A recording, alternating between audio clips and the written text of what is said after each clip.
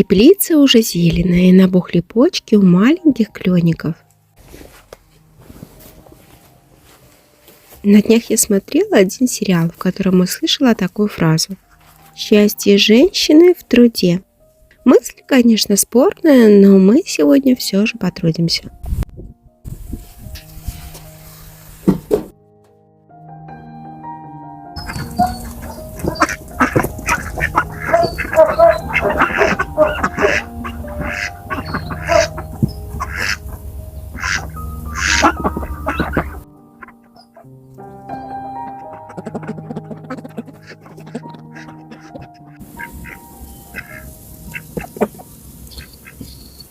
Первыми высадим елочки.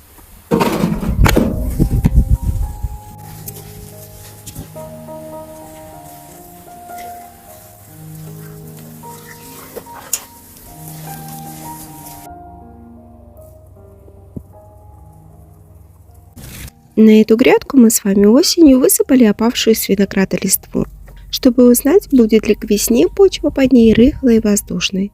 Эксперимент не удался, так как с первыми порывами ветра листья улетели в дальние дали, а вот чеснок, посаженный осенью под зиму, взошел просто прекрасно.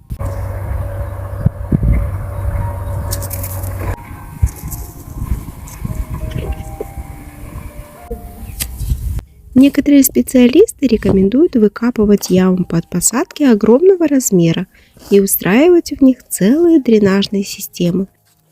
Но я думаю, что если ваш саженец здоров, то достаточно будет, если ваша посадочная яма будет вдвое превышать размер земляного кома корневой системы.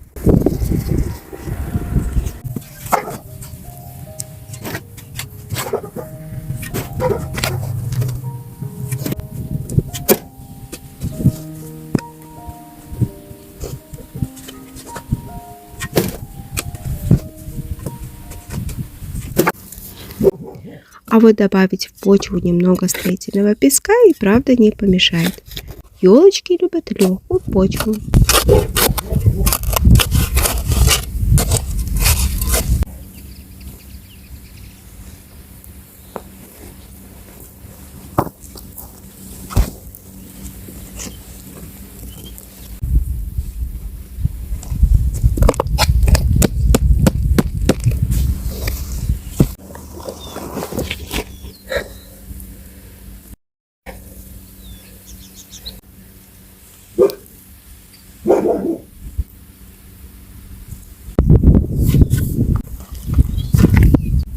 Если вы не добавили песок при посадке, можно насыпать его прямо вокруг деревца.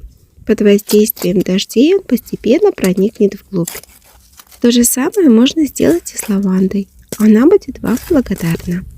А под елочку можно еще насыпать немного опавшей хвои с леса или кусочки коры. Это повысит кислотность в почве, что тоже хорошо скажется на росте вашего деревца.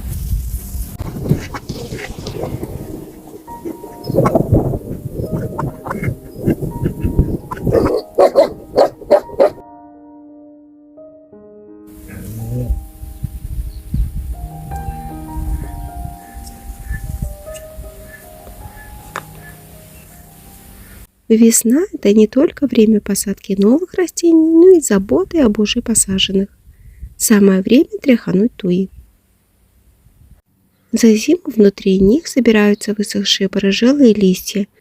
Эти сухие листья и веточки могут помочь туи пережить холодную зиму, но весной они становятся источником грибковых заболеваний и будут мешать развитию новых почек и побегов.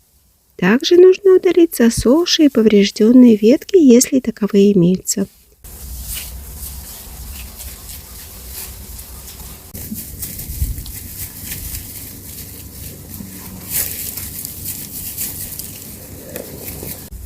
Будьте осторожны во время вытряхивания. В туи могут прятаться птичьи гнезда, за разорение которых у нас в Беларуси может ожидать наказание в виде штрафа на довольно внушительную сумму. Хвойные растения не так часто подвергаются заболеваниям, как плодовые деревья, но тем не менее каждую весну я обрабатываю специальными препаратами, предназначенными именно для хвойных растений. а также вношу под каждое деревце соответствующее удобрение. Если весна не дождливая, будет неплохо еще и полить.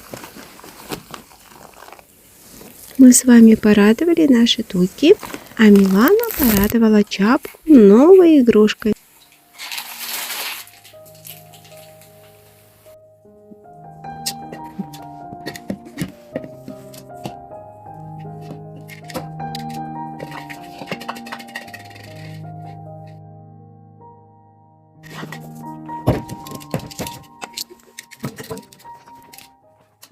Неуловимое яйцо и правда было никак не уловить. А для котят у Миланы есть другое развлечение, тоже веселое и тоже неуловимое.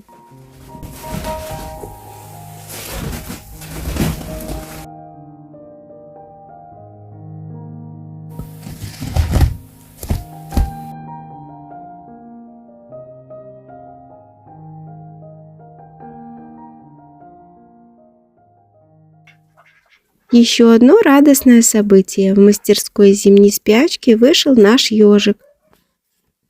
Я очень переживала за него, как-никак всю зиму от него не было ни духу, ни слуху. Он проспал всю зиму в каморке, замотанный в большой соломенный шар. Это тот самый ежик, которого Чапа обнаружила осенью в нашем дворе. В одной статье я узнала, что поздней осенью не стоит возвращать ежиков обратно в лес, так как они могут не успеть спрятаться в укрытии и замерзнуть. При пониженных температурах они просто засыпают на ходу и могут стать легкой добычей для хищников. По этой же причине они часто попадают под колеса автомобилей, заснув прямо посреди дороги. Как только ночные морозы будут позади, мы вернем ежика в лес. А пока он еще немного побудет у нас и запасется жирком после долгой зимней спячки.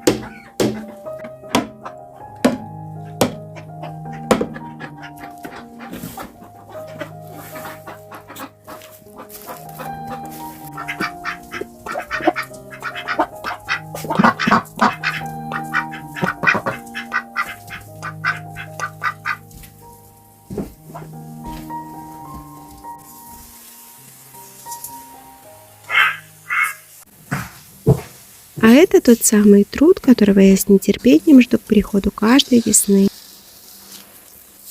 Так хочется вырастить какой-нибудь новый цветок для своей садовой коллекции.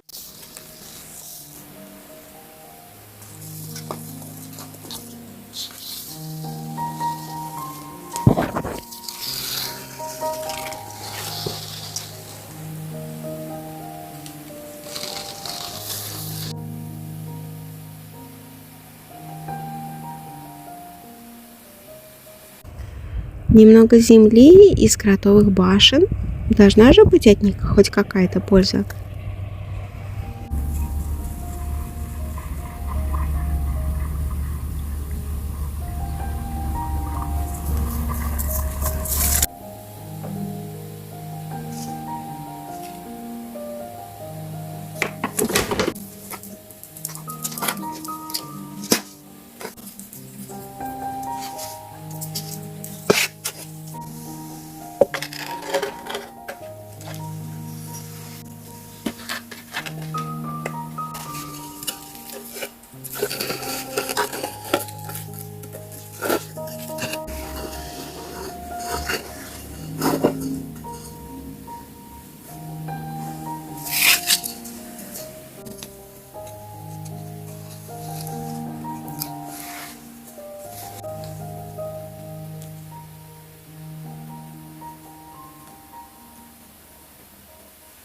Не все посеянные мной семена взойдут, не все возмужают, не всем будет дано зацвести. Тем не менее, каждый год мне удается заполучить какие-нибудь новые растения, выращенные из маленького семечка.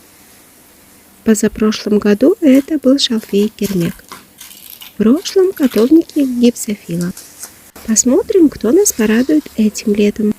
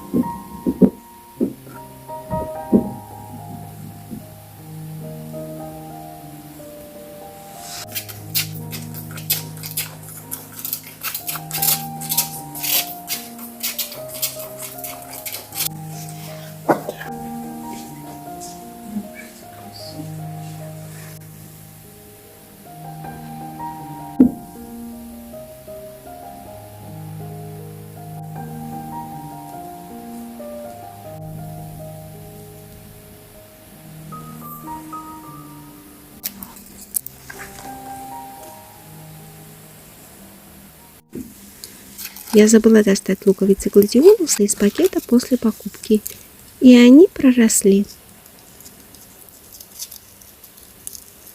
Это слишком рано.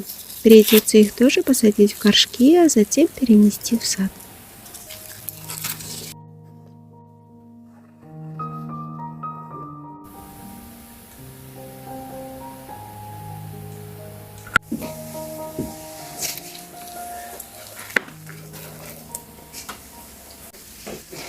Конечно, не всякий труд может сделать женщину счастливой. Но без сомнения есть и такой, который дарит не только красивые результаты, но и особое душевное удовольствие. Пусть каждое ваше дело, большое и маленькое, будет вам в радость. До новых встреч и спасибо за лайк.